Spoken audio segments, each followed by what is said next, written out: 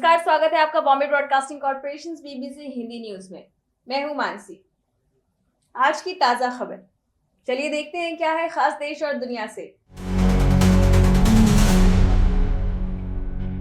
Mamata Banerjee letter to prime minister Narendra Modi. West Bengal की chief minister Mamata Banerjee ने PM Narendra Modi को एक कड़ा पत्र लिखा है, जिसमें उन्होंने सेंटर द्वारा गोरखा इश्यूज पर पूर्व एनएसए पंकज कुमार सिंह को इंटरलोक्यूटर नियुक्त करने का विरोध किया है।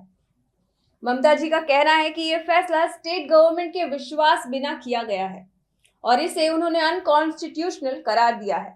इस कदम ने केंद्र राज्य संबंधों पर एक नई राजनीतिक बहस छेड़ दी है।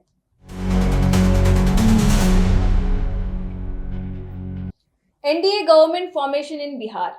बिहार इलेक्शन में भारी जीत के बाद एनडीए नई सरकार गठन की प्रक्रिया तेज कर चुका है। नीतीश कुमार एक बार फिर चीफ मिनिस्टर बनने की तैयारी में हैं और पावर शेयरिंग को लेकर एलीज के बीच चर्चा चल रही है। सोर्सेस का कहना है कि कैबिनेट फॉर्मेशन 22 नवंबर से पहले पूरा हो जाएगा। बिहार की राजनीति में इस नई सरकार से स्टेबिलिटी और डेवलपमेंट की उम्मीद बढ़ी है। पीएम नरेंद्र मोदी ने बिहार की रैली में ऑपोजिशन पर तीखा हमला बोला है। उन्होंने कहा कि कांग्रेस और आरजेडी ने यूनिटी नहीं बल्कि कॉन्फ्यूजन है और ये गठबंधन राज्य के डेवलपमेंट को रोकने वाली राजनीति कर रहा है। पीएम मोदी ने दावा किया कि एनडीए ही बिहार को ग्रोथ और स्टेबिलिटी दे सकता है। ये भाषण चुनावी माहौल में राजनीतिक तापमान और बढ़ा रहा है। Nitish Kumar 10th term as chief minister. राजनीतिक हलचल के बीच नीतीश कुमार अपने 10th term as chief minister की ओर आगे बढ़ रहे हैं। नए कैबिनेट फॉर्मेशन में कौन कौन मंत्री बनेगा, इस पर एनडीए पार्टनर्स में पावर डिस्ट्रीब्यूशन तक एक अहम मुद्दा बना हुआ है। नीतीश कैंप कह रहा है कि नई टीम में एक्सपीरियंस और रीजनल बैलेंस दोनों का ध्यान रखा जाएगा। राज्य में अभी राजनीतिक गतिविधियां तेजी से बदल रही हैं। सऊदी अरब बस दुर्घटना। मदीना के पास एक बस और तेल टैंकर की टक्कर में कम से कम 42 भारतीय उमराह तीर्थयात्री मारे गए। बस दुर्घटना में मोहम्मद अब्दुल शोएब नाम का एक व्यक्ति जिंदा बचा। वह हैदराबाद का रहने वाला है और अस्पताल में भर्ती है, लेकिन उसकी हालत अभी साफ नहीं है। आजम खान को 7 साल की सजा।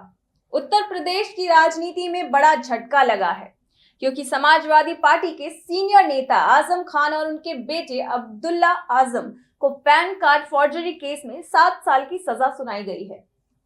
कोर्ट ने माना कि दोनों ने गलत डॉक्यूमेंट जमा किए और ऑफिशियल रिकॉर्ड्स में मैनिपुलेशन किया।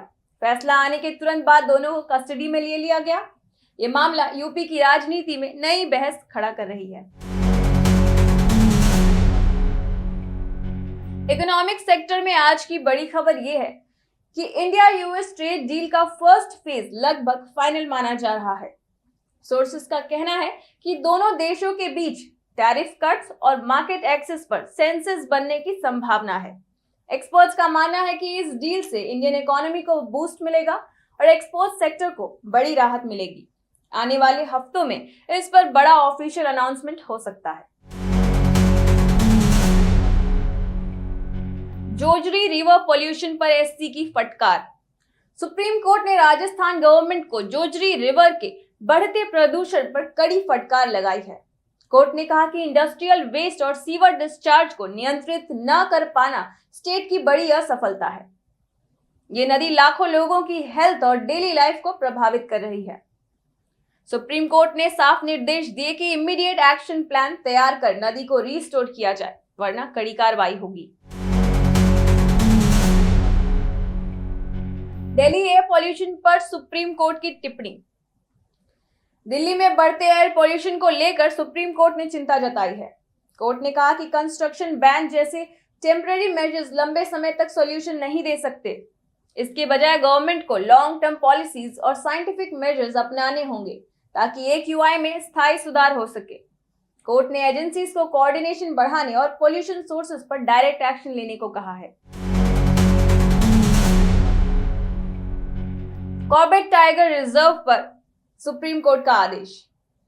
एनवायरमेंट से जुड़ी बड़ी खबर में सुप्रीम कोर्ट ने उत्तराखंड सरकार को आदेश दिया है कि कॉर्बेट टाइगर रिजर्व को तुरंत रिस्टोर किया जाए। कोर्ट ने कहा कि इलीगल कंस्ट्रक्शन और एनवायरमेंटल डैमेज को तुरंत रोका जाए, क्योंकि ये बायोडायवर्सिटी के लिए बड़ा खतरा बन चुका है। सुप्रीम कोर्ट ने फॉरेस्ट अथॉरिटीज को स्पष्ट मॉनिटरिंग प्लान बनाने और रिजर्व को ओरिजिनल इकोलॉजिकल स्टेट में लौटाने का निर्देश दिया है। देखते रहिए Bombay broadcasting corporation BBC Hindi news, क्योंकि हर खबर पर है हमारी नजर।